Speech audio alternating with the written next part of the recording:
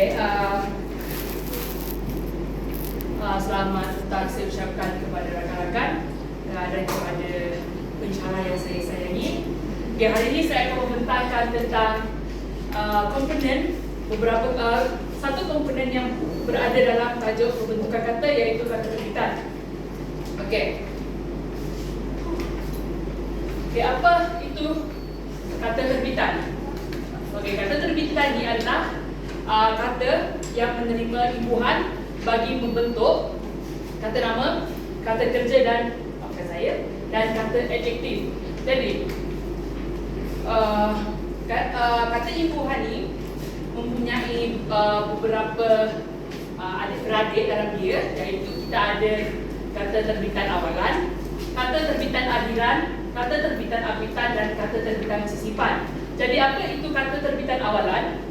Jadi kata terbitan awalan ini apabila imbuhan itu hadir di bahagian hadapan perkataan. Kata imbuhan akhiran pula, dia hadir sudah kata dasar atau setelah di pengakhiran perkataan itu. Apitan pula dia hadir di hadapan dan di belakang mengapit kata dasar, dan sisipan pula hadir di tengah-tengah. Okey? Faham? Okey. Kita akan seperti yang saya katakan tadi, apa itu kata terbitan awalan? Kata dasar yang menerima imbuhan awalan dapat membentuk tiga golongan kata. Okey, jadi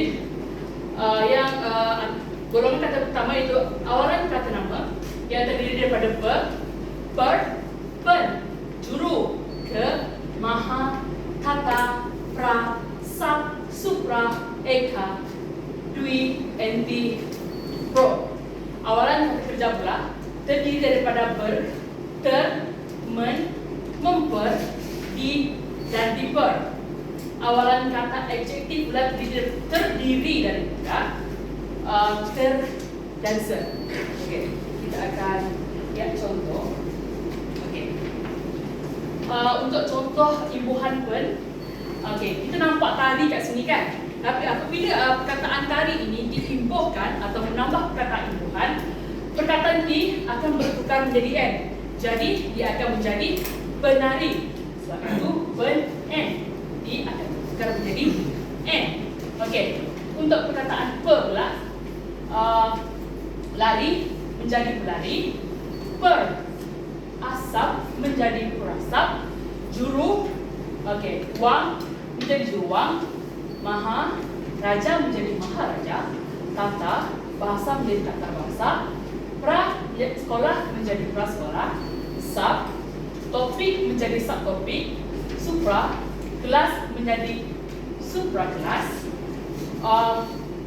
warna menjadi eka warna, dwi menjadi fungsi menjadi dwi fungsi, enti dadah menjadi enti dadah, dan pro barat menjadi pro barat. Jadi di sini juru, maha, kata, prasab, supra, eka, dwi, enti, pro ini adalah imbuhan pinjaman awalan, di mana kita mengambil bahasa seperti imbuhan daripada bahasa Sanskrit, bahasa Arab, dan bahasa Inggris untuk kita jadikan imbuhan membentuk kata-kata ini. Okey, kita beralih kepada awalan kata kerja. Okey, kita ada ber, men, memper, di, diper, ter. Jadi apabila kata dasar ini menerima imbuhan awalan tersebut, dia akan menjadikan kata dasar itu menjadi kata kerja. Sukan menjadi bersukan, lawan menjadi melawan. Seperti saya katakan tadi, apabila diimbuhkan akan menjadi n, jadi akan menjadi tari, menari, memper daripada cepat, mempercepatkan, dirakam menjadi dirakam, diper, oleh menjadi diperoleh, termakan menjadi termakan. Faham? Ya. Okay. Awalan kata adjektifnya ada dua saja, iaitu dengan ter atau se. Okey, kita ada masyhur menjadi termasyhur, dan indah menjadi menjadi seindah, pandai menjadi sepandai. Okey? Cool. Kita beralih kepada okey, ini adalah akhiran golongan kata nama. Jadi kata dasar yang menerima imbuhan akhiran dapat membentuk dua golongan kata, iaitu kata nama dan kata kerja sahaja. Jadi an, wan, man, wati, kita, ai, in, at dan Jadi kita ada bekal menjadi bekalan, budaya menjadi budayawan dan ilmu menjadi ilmuwan. Maafkan saya contoh salah ya, saya lupa jadi budi menjadi budiman, seni menjadi seniwati, dunia menjadi siapa lagi? Ini azal menjadi azali, alam menjadi alamiah, hadir menjadi hadirin, akhir menjadi akhirat, karya menjadi karya. Okey? Ini kata nama. Dan untuk golongan kata kerja kita ada dua sahaja, kan dan i. Okey, jadi masuk, bila diibuhkan menjadi masukan, kirim bila diibuhkan menjadi kiriman. Untuk i pula, penuh diibuhkan menjadi penuhi, itu pula dengan baik menjadi baiki. Okey. Kata afitan pula, kata dasar yang menerima imbuhan afitan dapat membentuk tiga golongan kata, iaitu afitan kata nama, afitan kata adjektif dan afitan kata kerja. Okey, apa itu afitan kata nama? Afitan kata nama ni seperti saya katakan tadi, yang hadir di hadapan dan di akhir kata dasar. Okey, untuk afitan kata imbuhan yang pertama, iaitu imbuhan afitan penan, iaitu nyala menjadi penyalaan, lari menjadi pelarian. Ini salah ya. Okey, nanti menjadi penantian. Okey, bagi perkataan yang bermula daripada huruf T, P, K dan S, pula akan digugurkan dan digantikan dengan huruf M, N, Eng dan Nya. Okey, contoh tipu. T bertukar menjadi N, tipu kepada penipuan. P dia tukar menjadi M, potong kepada pemotongan. K dia tukar kepada Eng, kurang kepada pengurangan, dan S dia tukar kepada Nya, siar menjadi penyiaran. Faham? Faham? Ya. Okey. Bagi afitan perantara, industri menjadi perindustrian dan satu menjadi persatuan. Okey. Okey, peran dapat menjadi pendapatan, syarat menjadi persyaratan. Okey, bagi kata dasar Melayu asli yang bermula daripada huruf T akan digugurkan dan akan ditukar menjadi N. Okey, tarik kepada penarikan, taruh kepada penaruhan. Afitan penganggula, jadi menjadi penggalian, hindar menjadi penghindaran, angkut menjadi pengangkutan, dan ikram menjadi pengiklanan. Okey, afitan penganggula, contoh sisir menjadi pesisiran, periksa menjadi peperiksaan. Okey, faham? Okey, faham? Thank you.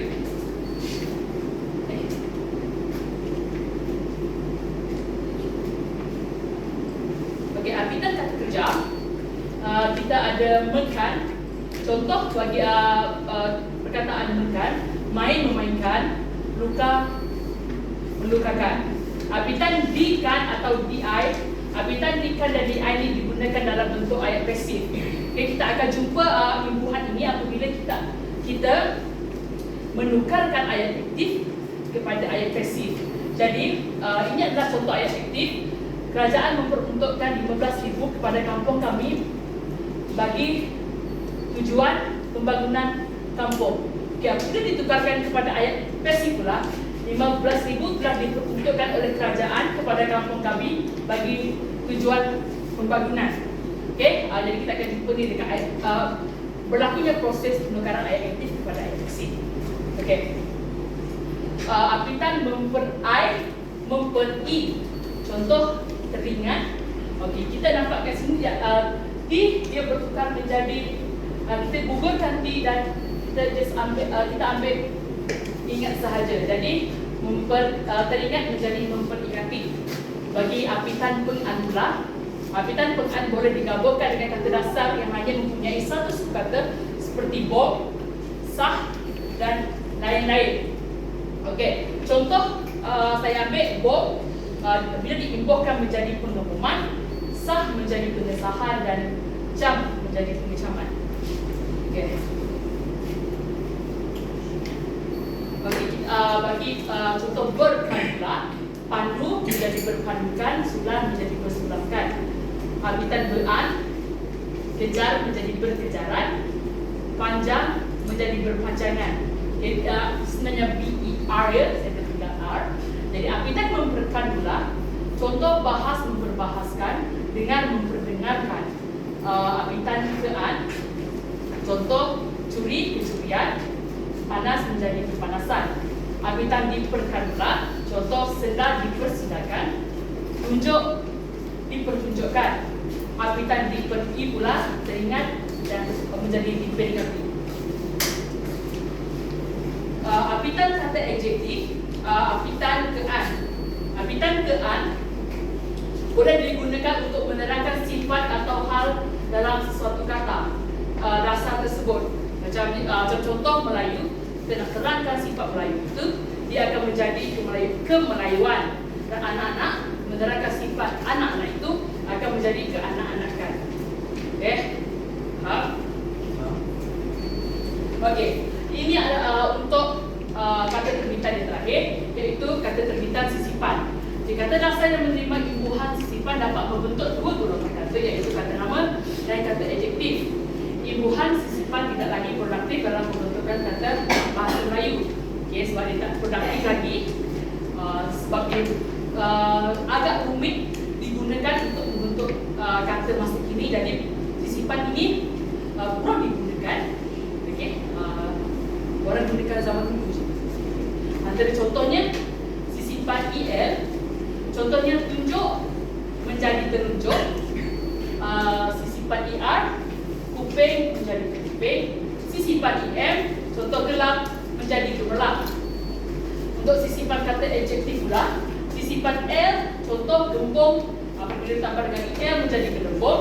Sisipan ER, contoh serabut, apabila ditambah dengan ER menjadi serabut. Sisipan EM, contoh gilang, apabila ditambahkan dengan EM menjadi gemilang. Dan sisipan in, dia ambil dari kata sambung, tambah dengan sisipan in menjadi sinambung. Okay. Bagi sekian sahaja pembentaran saya pada petang ini. Sekian, terima kasih dan salam.